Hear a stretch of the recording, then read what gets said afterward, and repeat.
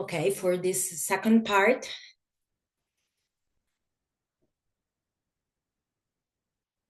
I would like to go through the other two stages that I mentioned at the beginning, and that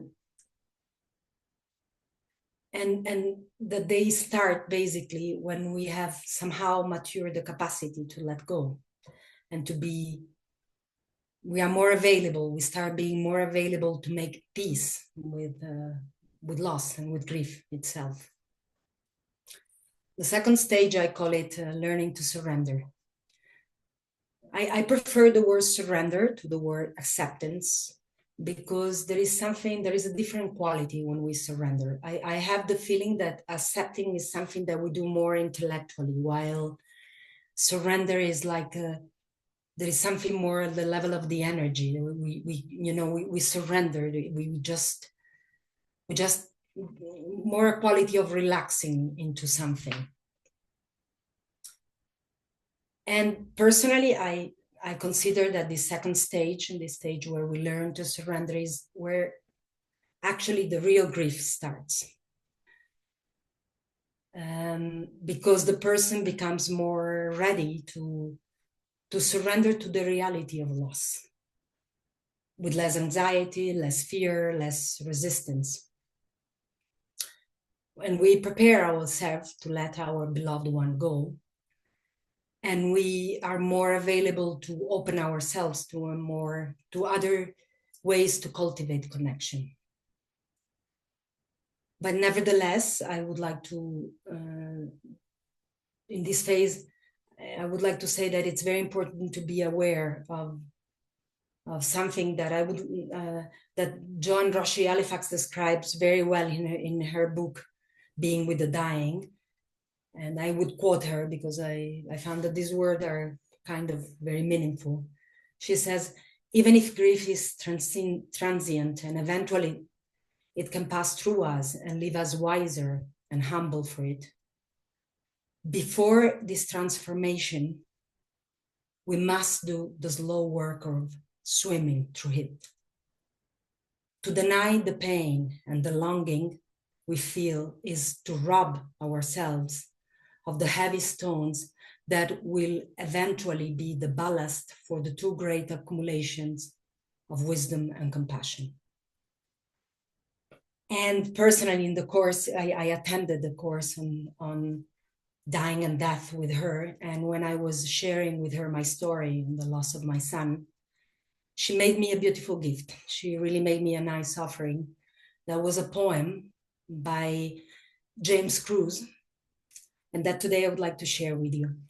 Poetry for me has been, I've always have a strong connection with poetry, but in the grieving, poetry has been a very good medicine. So I often read poems, I write poems myself. And so this is why today I would like to really share this poem with you.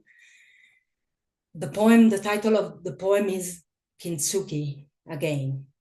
You will forgive me my English. I wish I could done it. I'm not native, but I try to do my best.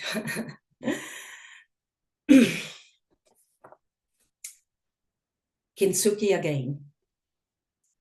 In the Japanese art of mending ceramic with powdered gold, no one ever talks about how they leave pots, cups, and cracked bowls broken for a while, sometimes whole generations. And I say to you, let your heart stay shattered in your chest. Let it ache. Some might claim you've now been broken open and can let in the light. And this might be true. But before you rush to gloss over the wounds, filling the holes with gold so they glimmer, try to find beauty in the broken places too. Proof of where the fire left its marks on you. I found it very beautiful, very moving, and especially this part where the poem says, let your heart stay shattered in your chest, let it ache. try to find beauty in the broken places too. And I think that this is the real piece of work that we are called to do in this second stage of grief. And it takes courage. And more than anything else, it takes a great dose of self-compassion. In general, we can say that the person has entered in this second stage of grief when she or he starts noticing that the waves of pain, of sorrow, of sadness, of rage, of shame, whatever intense emotion was there, are less intense. The waves become, there is more space between them and they are less intense. And the person starts comprehending that yet they are there and this is what it is. So the real thing is that we can only learn how to surf those waves without having to battle with them all the time. The reality is that the fire left marks on us. And we can only become aware of them and try to make space for them. So we also understand that there will be always very difficult passages to go through. And I'm concretely thinking about, for example, there will be always difficult dates to go through.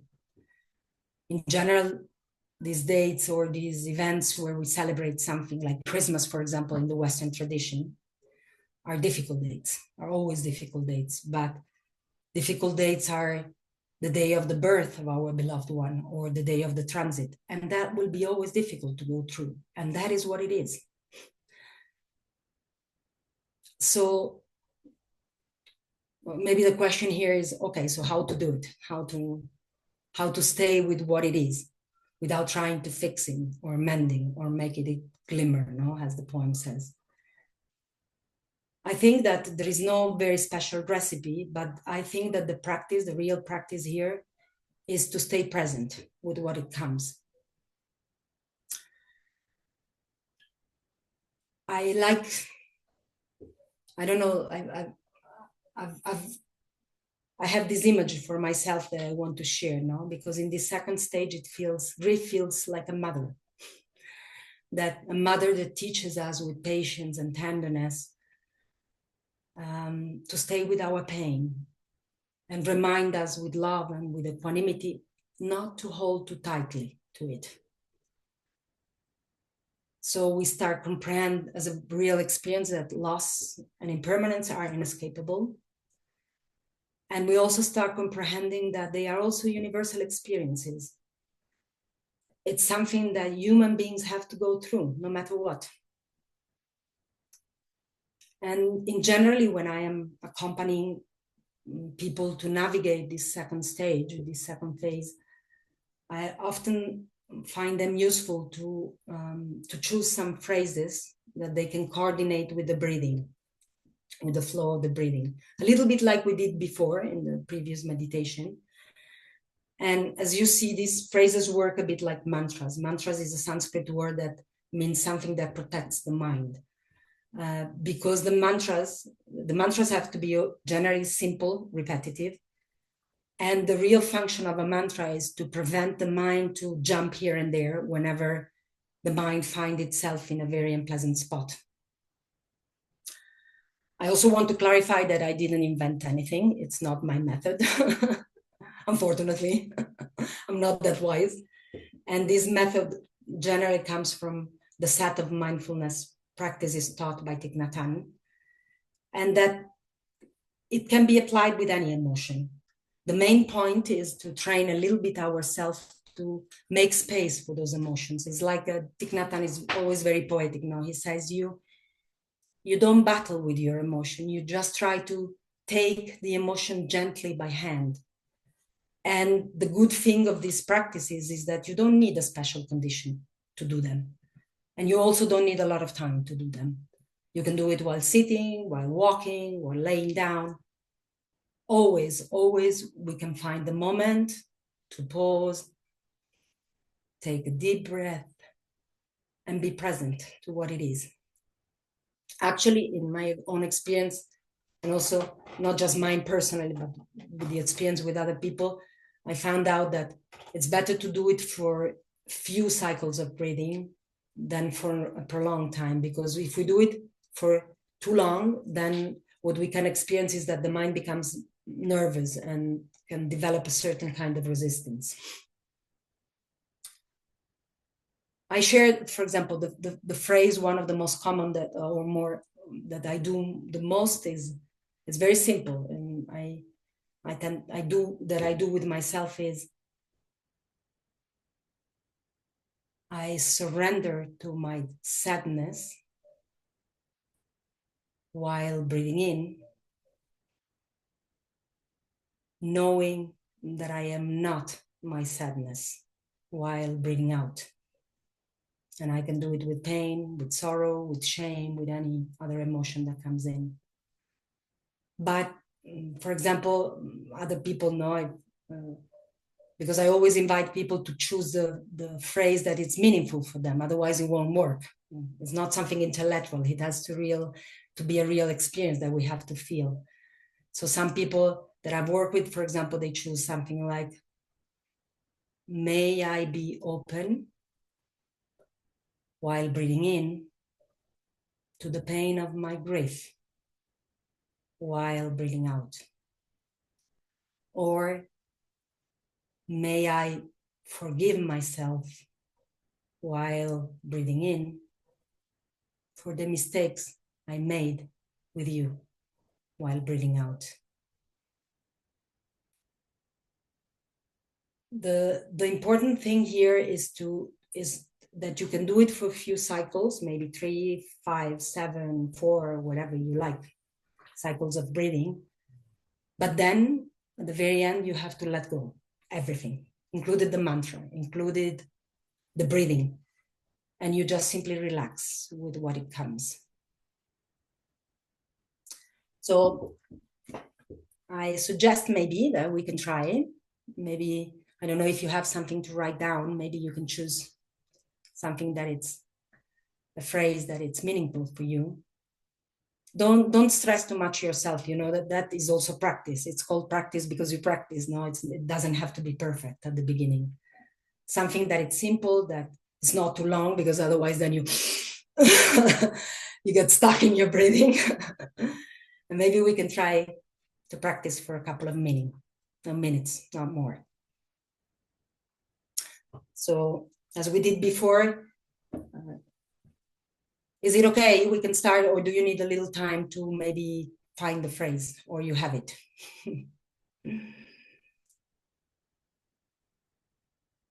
And as we did before, try to find the correct position. I don't need to go back to that, but as usual, now we know we have heard Naomi often saying it. So now it's time to do our job, our task. No, back straight, shoulders relaxed, the gaze and the mouth relaxed, and we try for a few cycles of breathing. So there is a short mantra while you breathe in and a short mantra while you breathe out. It's generally people like to do it with closed eyes, but if you feel more comfortable with open eyes, it's also fine. We start.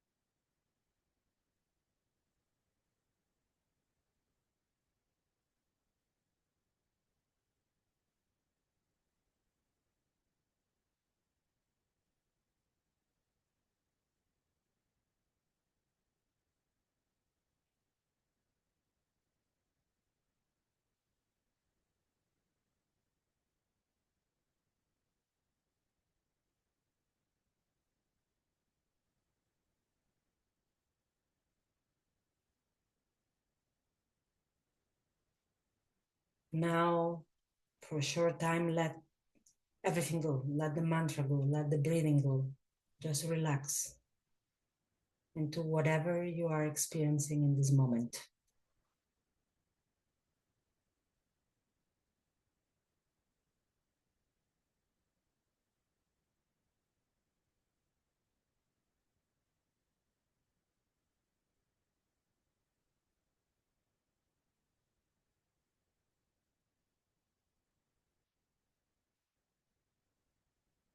Again, if you need to breathe a little bit more deeper or to stretch your body or to change your position, do it.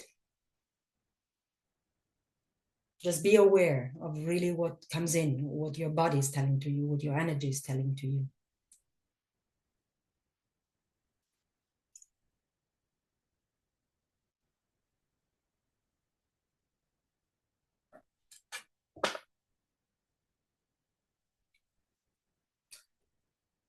And in the second phase, while we become more familiar with the loss, with the experience of loss,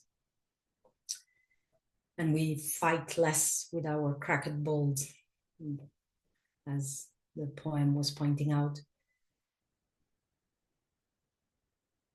it's a good moment where we can start realizing that grief actually becomes a very great opportunity to start reflecting innerly on what is on our attitude towards death, towards separation itself. Actually, I think that the loss of someone we love, it's a great opportunity to explore death with really an open mind. And because we have really, in this moment, we have really a strong motivation to go beyond the limits or our fears or our belief systems that can be religious or non-religious. This doesn't really matter so much. What matters more is that we can discover in this moment what mostly conditions us to approach death.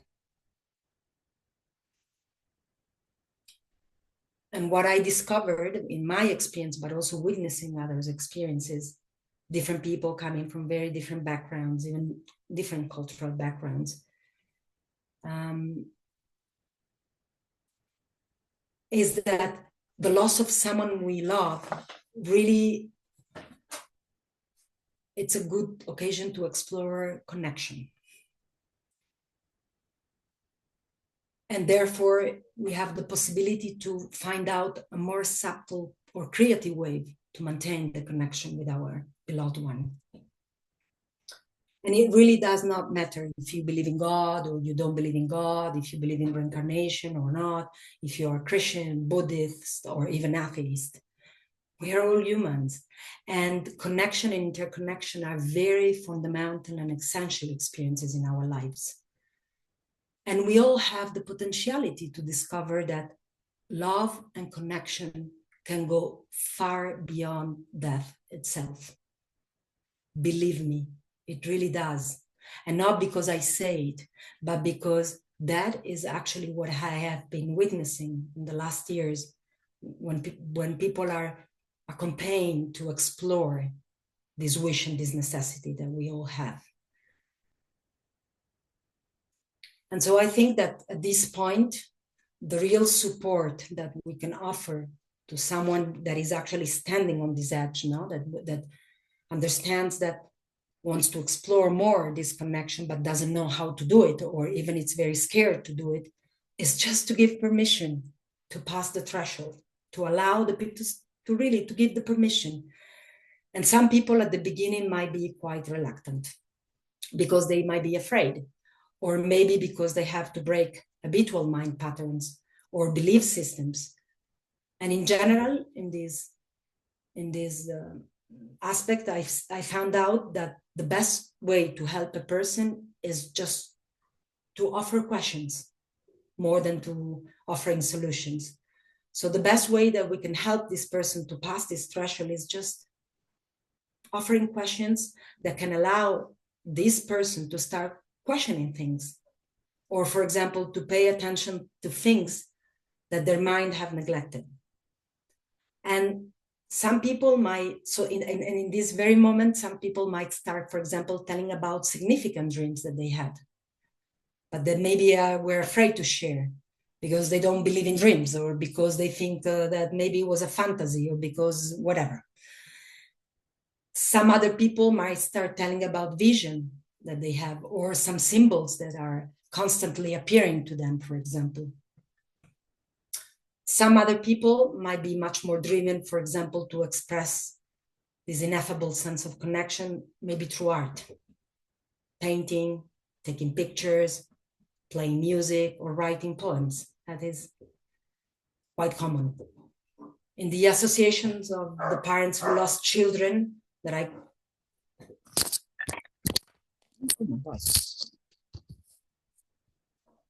Sorry. Are you listening at me? Because I didn't have my headphones on. Okay, now then maybe much better. So I was saying that in the association of parents who lost their children that I'm collaborating with, a father that lost his son discovered that poetry was a good way for him to navigate the loss, and was also an extraordinary way to keep alive the connection with his son. And that's what he said about that. He said, when my soul desperately cries the loss, then poetry naturally comes, and there is where I find you.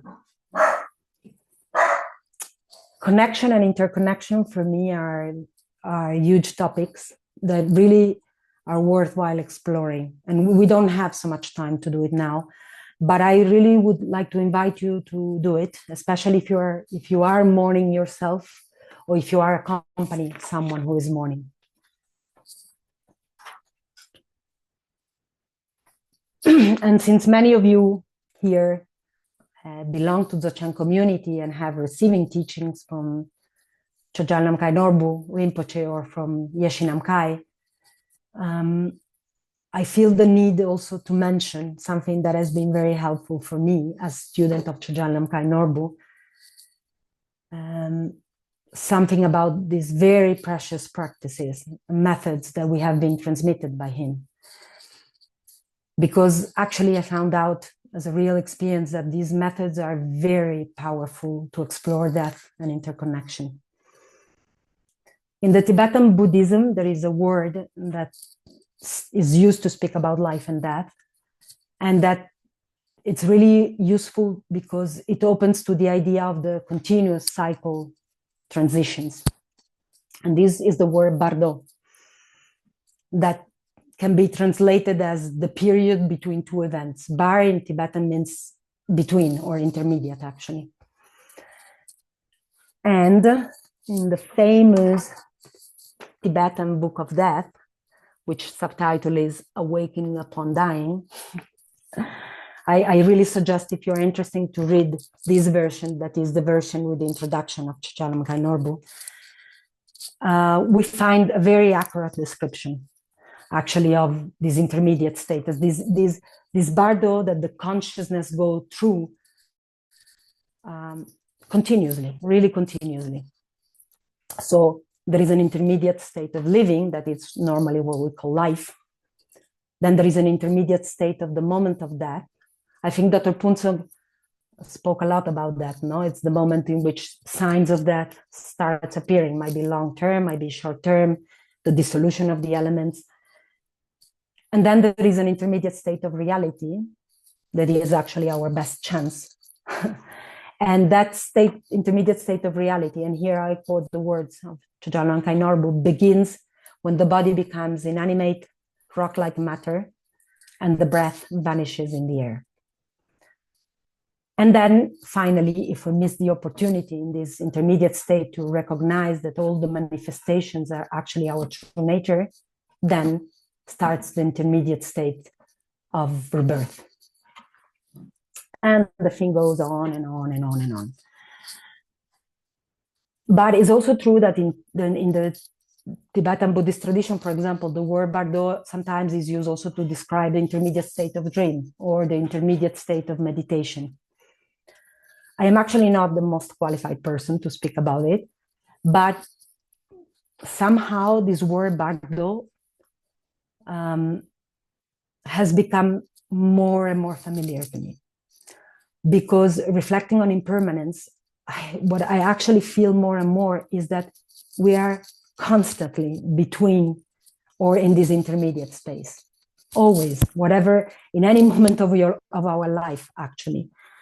And that what we call life and death, honestly, are no more than doors, entrance or exit doors, depends on the perspective we want to look at them, from one state to another. And this, in terms of my, for example, of my personal experience, has made me noticing that this word death, honestly, is more and more losing its grip on my mind, because apart from the decomposition of the body, of the raw elements and the sense organs, actually no one really dies. It's just a continuous cycle, a continuous transition. And so personally, and I start innerly decide with myself that instead of focusing or be quite worried about the dress that I'm wearing during this journey, that as any dress inevitably has to be changed, I feel much more urgent now to understand how I can make this journey a more meaningful experience. And not only for me, but also for others. And I personally think that from this point of view, the methods that our master, our beloved master, has transmitted to us are invaluable tools to go through these transitions. And not just for ourselves, but also, for example, when we are in the condition that we are accompanying the transit of someone. There are many.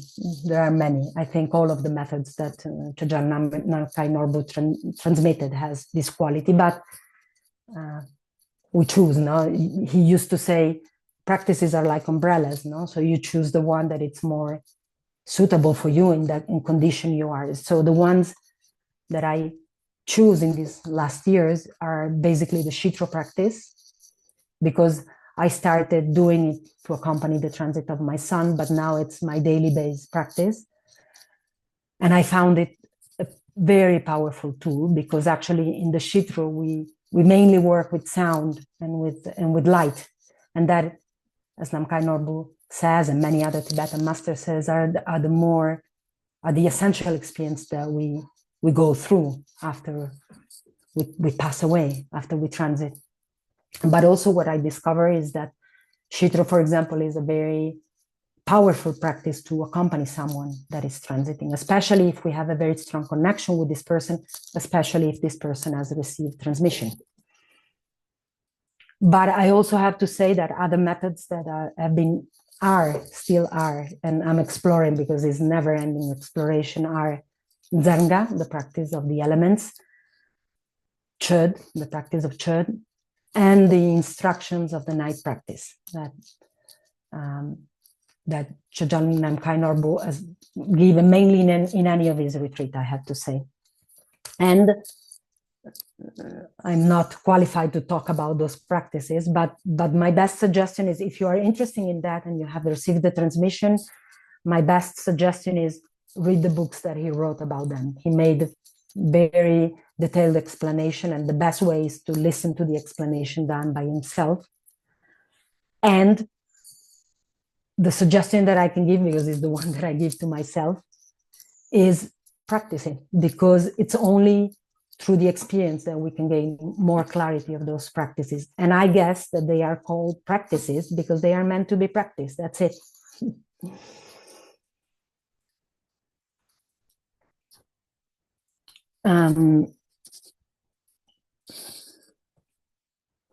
About this phase, there is something else that I would like to mention. Oh, perfect. Katya is putting them in the chat. So is that that grief, as many other traumatic experiences that we can have in life, like, for example, very severe illnesses or very hard life conditions, literally throw us in a very uncertain territory, where, as Pema Chodron say, everything seems to fall apart. The image of ourselves that we had invested so much time to cultivate is not working anymore. And we see ourselves in the mirror and we basically don't recognize what we see anymore, because everything that we have covering when we were so busy building these images and protecting these images is basically put on the spot, is like stripped off. And honestly, the only thing that the mirror reflects is our wounds, our scars, our wrinkles, our face aging, our fear, our sense of not being appropriate. Also, our lack of kindness or of compassion, for example. But, and Pema Chodron says it in a very clear way, is actually only when things are very shaky that we can really, and when actually nothing works anymore, that we can really have the opportunity to realize that this, what is really testing us, it's a great opportunity to awaken our mind, to awaken our heart mind. I like this word heart mind now, because in Buddhism we often talk about mind, but then we know that when we point at mind, mind is always at the center of our dimension. So I like to call it more heart mind. And when we touch our vulnerability, we touch this place where we cannot grasp to anything else. Nothing works, nothing works anymore. When we arrive there, we basically have two choices. One is we shut down the heart and we freeze it. And then with the result that then we can feel more suffering, more resentful, or we can touch this very tender quality that the groundlessness has. His Eminence Gacchen Rinpoche, that many of you probably remember because he has been kindly giving many teachings for the School of Tibetan Medicine, often talks about, if you have been with us, maybe you remember that he often talks about the frozen heart and how this frozen heart is a kind of reactive mechanism to which we react to suffering, and that it ends up being a very narrow path, because basically what does it is enhances a vicious cycle when we then have more and more suffering coming in. And the more we suffer, the more we close the heart, the more we freeze the heart, because mind habits tend to be very strong. We think that by building this frozen armor, in order to protect our heart, we are doing something good to ourselves. But the reality is that we become more full of fears. Our heart becomes more hard and more alienated, more separated, isolated from the whole. And this separation really becomes like a prison, a cold and narrow prison. But if you remember well, Gacchen Rinpoche also was saying that individual suffering is actually a path to open us to a more universal compassion. If we do have the courage to accept and to touch this tenderness that manifests when we are thrown into groundlessness, then we have a real possibility to embrace everyone else that suffers what we have been suffering, because we can truly connect with them and we can truly develop the wish that, as it is for us, they can be relieved from suffering itself. In the Buddhist teaching, we know that compassion plays a very important part. And there are many meditations that help us to develop compassion that is considered to be something very fundamental, a quality of the human nature, and that is called bodhicitta. But I consider that this world it doesn't mean so much if we don't really have an authentic wish to open ourselves to our pain and to someone else's pain, instead of always trying to bring more ground under our feet.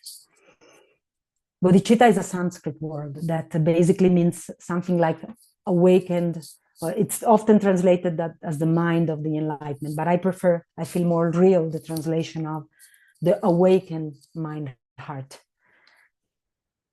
And it is considered to be the only medicine that works in difficult times.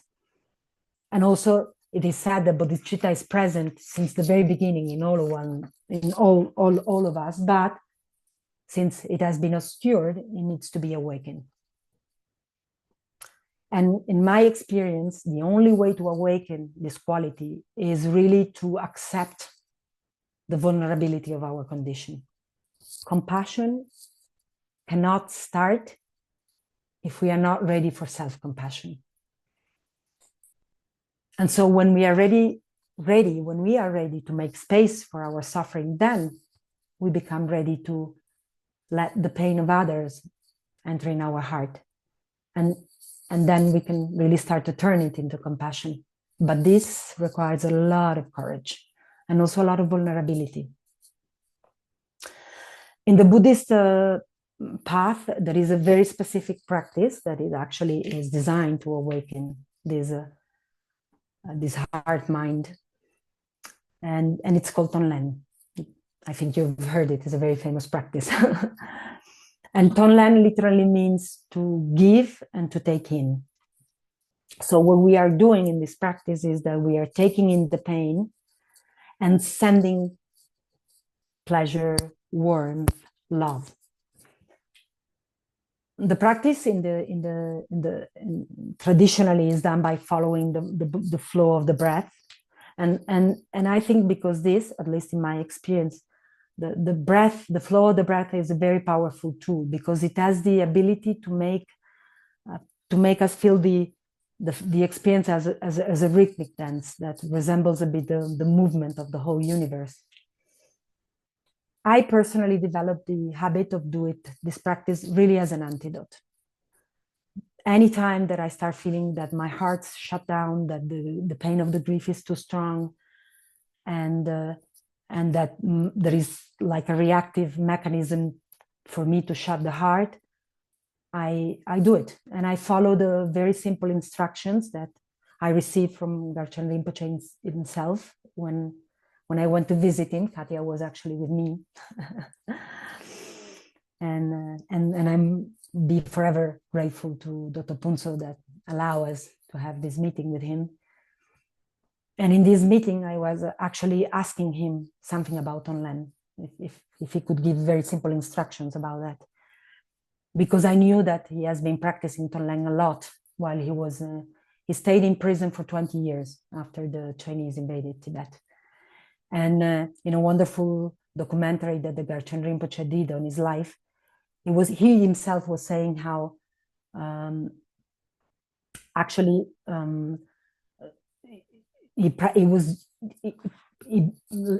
he became to realize the essence of Tonglen in prison because he was practicing every night after he had received the instruction of what he considered to be one of his root guru, that is Khenpo Munsel, that he actually met in the same prison. And in this documentary, he says that of course he knew Tonglen. He already was a great master when he went to prison. But he says, after receiving Tonglen in the explanation and instruction by Khenpo Munsel, I realized Tonglen from a very non-dual point of view. And this is what I mainly did. And he also says that we used to, because he could only do it at night laying in the bed, because he could not even sit. If the Chinese guardians were noticing that Tibetans were sitting, they were not allowing them to perform practices. So he was just doing it at night when nobody can see him, and he was laying in bed. And during the conversation that I had with him, and that Dr. Punso kindly translated, I hope I understand something correctly. But basically, he said to me that the painful experience of mourning my son was really a great opportunity for me to connect with the pain of the millions of mothers that are experiencing the same experience, and that in most of the cases, they are forced to do it in much tougher conditions: epidemics, wars, extreme poverty, violence. And so he told me, I'm sorry, a little accident. And he told me that while doing Tonlen, I could breathe in the pain, being aware that my suffering was in no way different from the suffering of those mothers. And while breathing out, I could send them the same wish, the same love, the same happiness that I wish for myself. And then finally he added, and this practice not only alleviates suffering, but this practice, it's also brings a concrete help, brings a real help for many other beings. I have to tell that his words had a real impact on me. And so maybe because of his presence, I think Katya can understand what I'm saying, because really, when you are in front of him, you can really feel this flow of love and compassion that flows like a river and that flows in the space for all the beings. And you can really experience what it means to be in front of a being whose heart is completely melted, completely open. So I felt really inspired, and I actually start doing this Tonlen as an antidote. You know, sometimes when the pain was too strong, and I notice I can always do a few cycles of breathing, always, even if I'm standing, even if I'm walking, even if I'm laying down.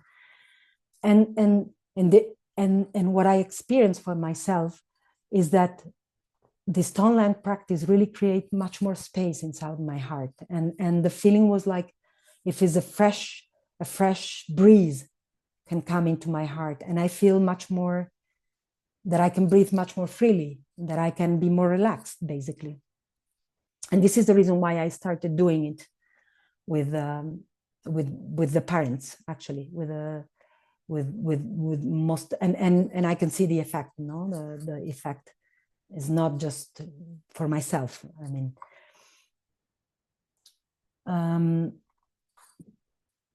let me see the time, because I wanted you to propose, but maybe we can leave it for the end, because this is a very interesting practice to explore. But it's also a very common practice in the Buddhist. So even if you go on YouTube, you can see there are many instructions given by Tonlen. But my suggestion is, if you have time and you want to do it,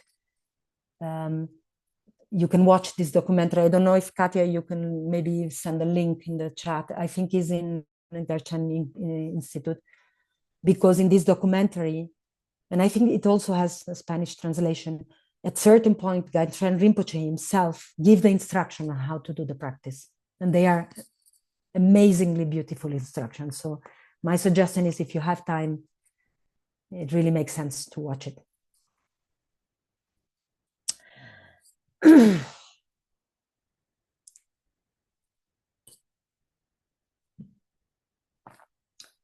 Almost at the end, so I would like to briefly touch the third phase, the phase I call integrating.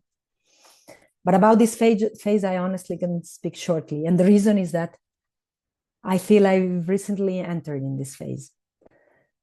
And so, as my master Namkai Norbu taught me, if you really want to share something with others, you need to have mature, proper experience.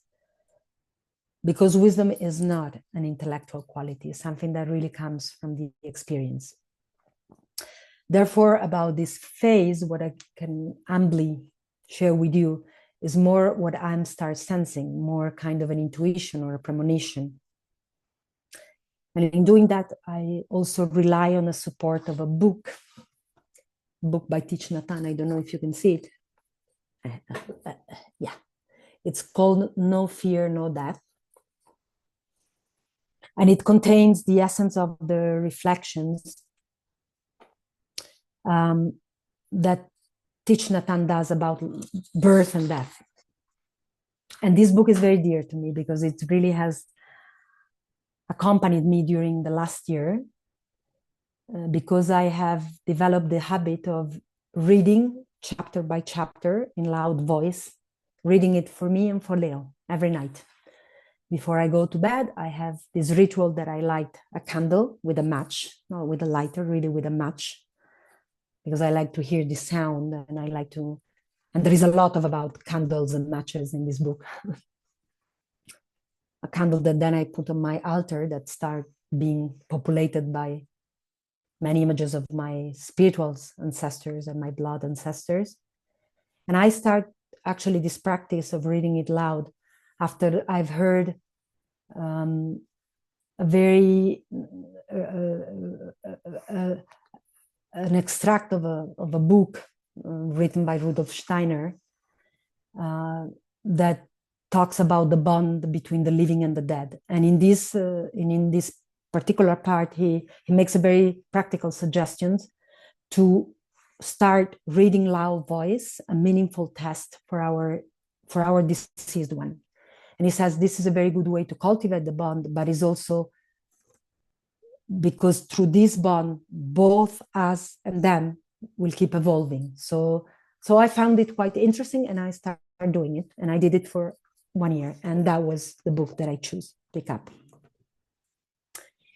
And actually, in this book, in a very poetic, really, and with great humanity, Thich Nhat Hanh tells basically that birth and death are only doors, sacred thresholds. That's the way he calls them on our journey. In reality, we have never been born, and we can never die. And at the very beginning, the book has a nice chapter that where he tells about his own personal experience, because what was his experience about mourning when he experienced the loss of his mother. And it's a very nice chapter where he says suddenly he entered in a very depressive state after the loss of his mother, and then one night he dreamed about his mother, and he saw him sitting with her, and then she looked very young, and then they start having a very pleasant conversation, and then he said, and when I woke up, I had the impression that my mother was still with me. She was never gone. And I understood that the idea of having lost my mother was just an idea. It was obvious in any moment that my mother is alive with me. So then he said, I opened the door, I went outside, walking in the hillside, and it was under the moon. And he said, she was the moonlight caressing me as she had done so often and very tenderly, very sweet. Each time my feet touched the earth, I knew my mother was there with me. I knew this body was not mine, but a living continuation of my mother and my father and my grandparents and my great-grandparents, all of my ancestors. These feet that I saw as my feet were actually our feet. Together with my mother and I were leaving footprints in the damp soil. And then at the very end, he says, when you lose a loved one, you suffer. But if you know how to look deeply, you have a chance to realize that his or her nature is truly the nature of no birth and no death.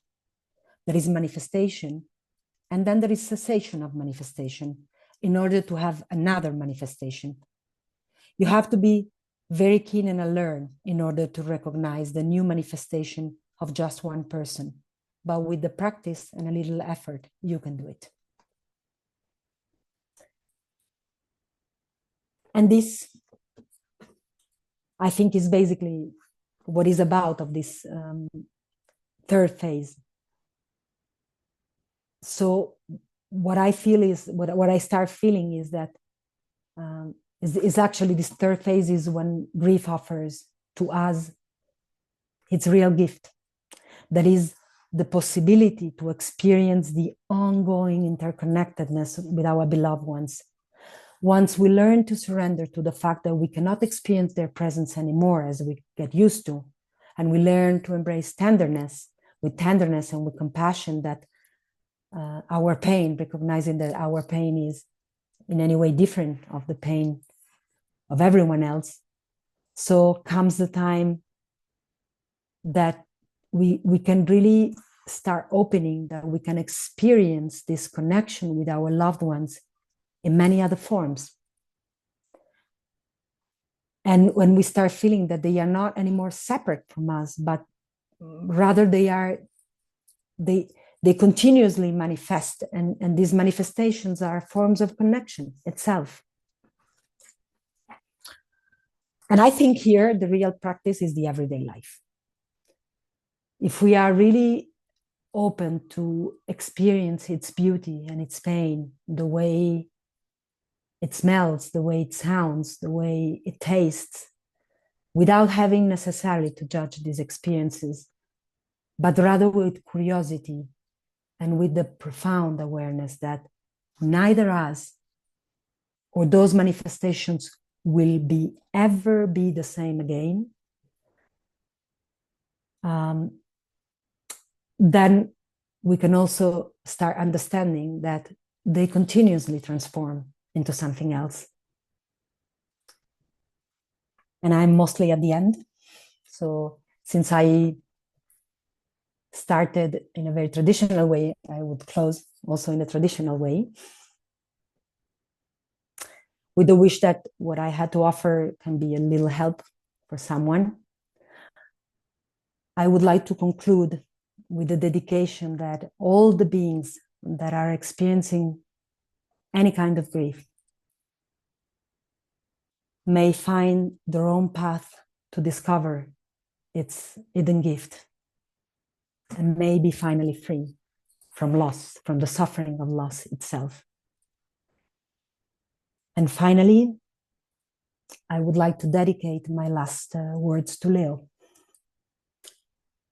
to whom I own the experience of what it means to love someone unconditionally, and what it really means to care about someone else's life more than mine, and to whom I also own the experience of letting go all of it. May we both rest in the interconnected heart as it becomes more and more soft and more spacious. And here I am. Thank you. So I think that we have a few minutes left. So I don't know if you want to ask something, questions. Maybe there are something in the chat and I know. And or also if you want to share something, whatever comes to your mind. I close the microphone and I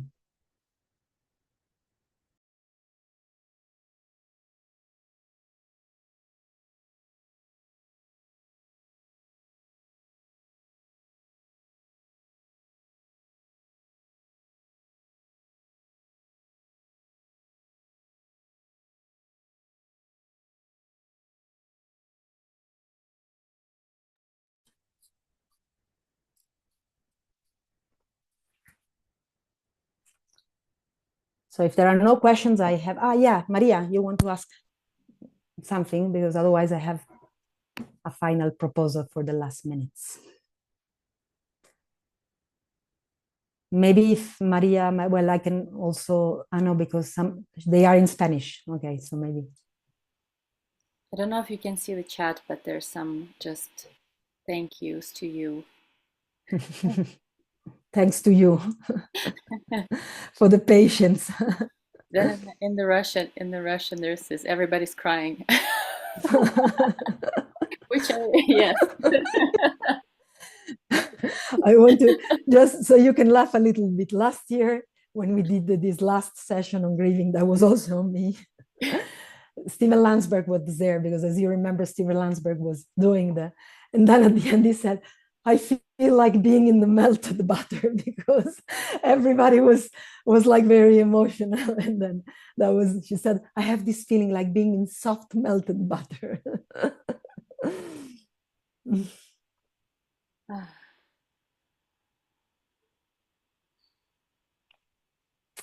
So thank you very much. Really, thank you for your beautiful comments. So as I said, I'm happy to share the notes that were the base of the talk. For the Spanish speaker, they have to be, I mean, Russian, I don't have the heart to ask someone to translate it. maybe the AI, the GPT bot. For Spanish, I can do it myself, but you really need to be a little patient. Otherwise, we can rely on artificial intelligence. Actually, it does a good job with translation now. So since we have, I think, a few minutes left, if you don't have questions, I have a proposal for you. That is that why don't we do a short session of Tonlen?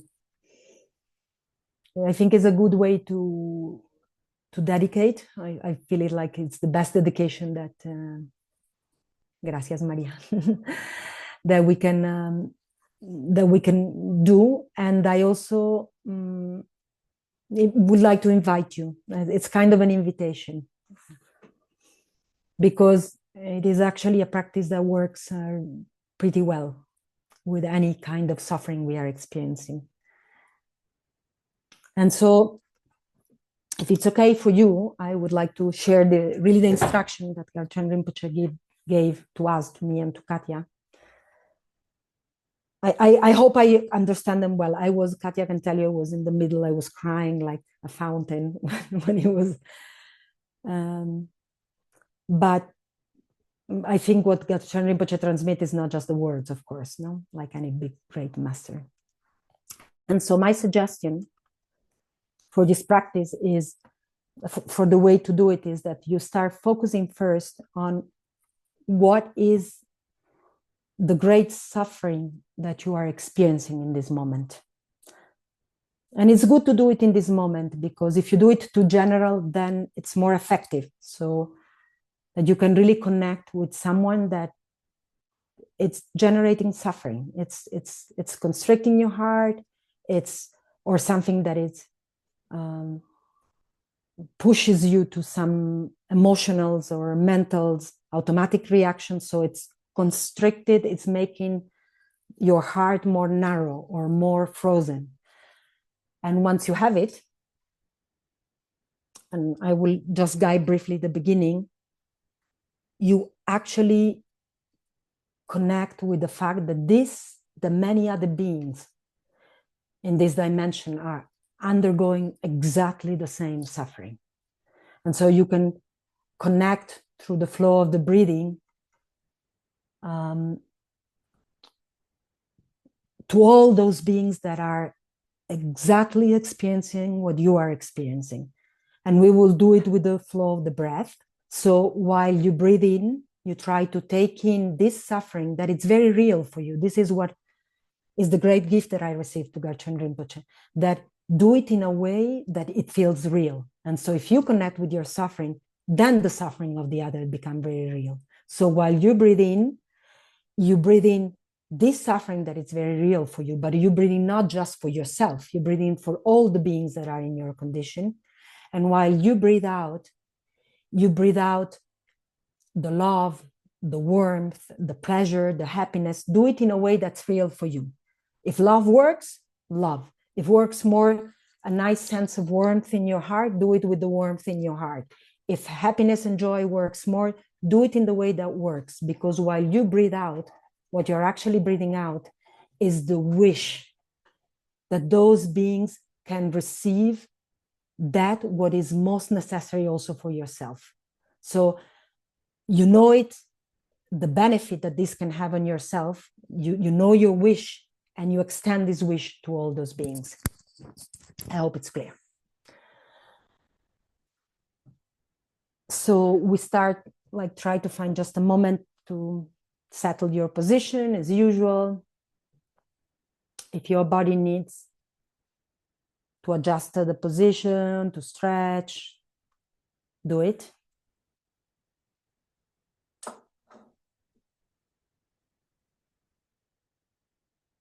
I will sound A just to start the practice, okay? And then we will finish the practice when I will again sound A.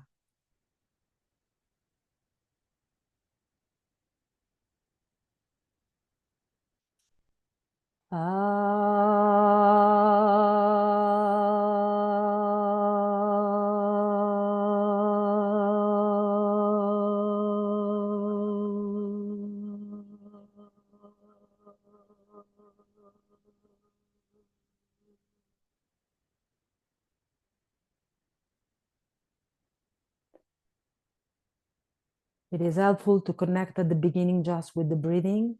So bring your presence for 2 cycles to your flow, and then you start the practice.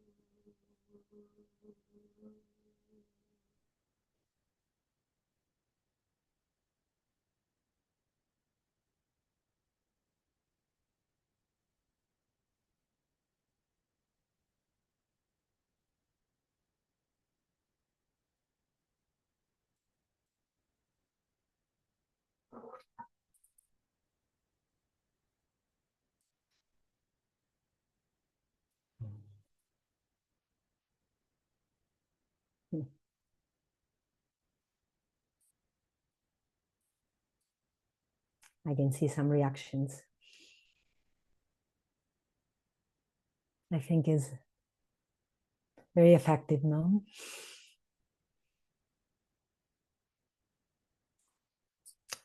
So thank you very much. I think we already arrived. The time has come.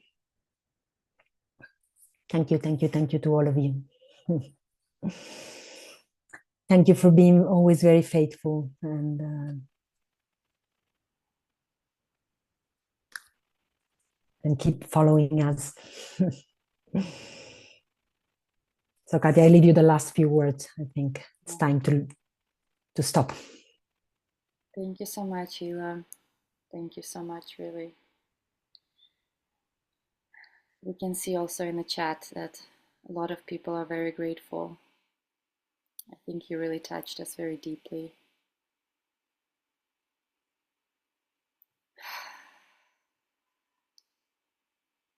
And just to conclude, I want to say really thank you so much to all of you who participated and those who will be also watching in replay. I'm trying not to cry myself.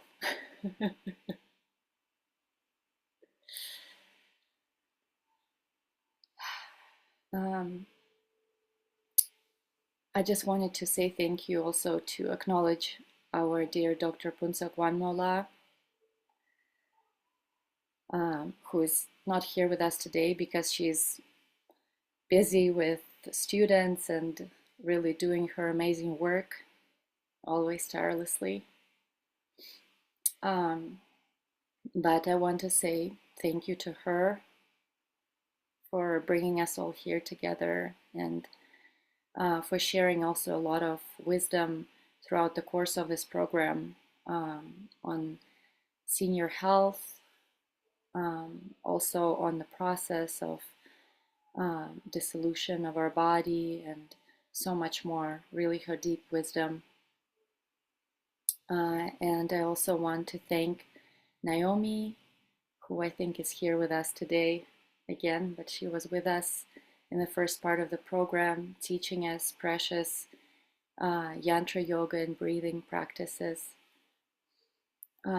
Also want to thank Dr. Jerry, who was with us for the second part, talking about geriatric and palliative care. And then also to Arik Parker, who was with us just last week, really sharing a lot of his embodied knowledge of supporting the journeying person and their loved ones. And again, thanking to you, Ilaria, for being with us today.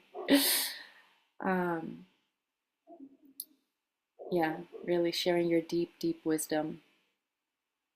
Really, thank you so much.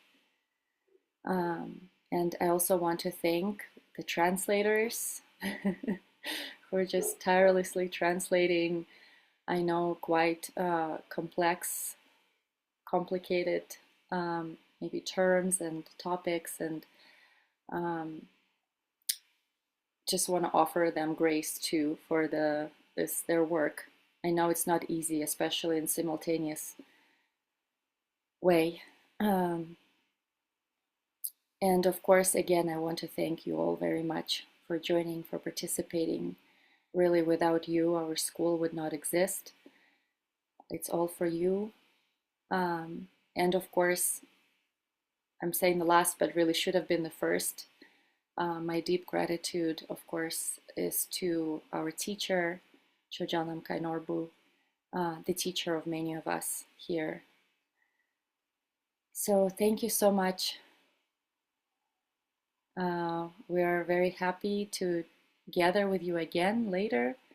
We have some programs in the making. We will let you know.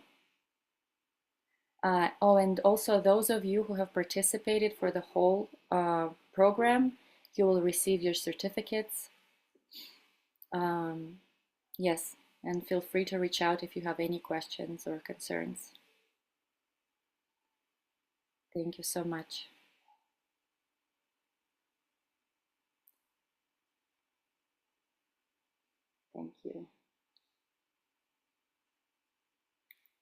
Have a beautiful weekend.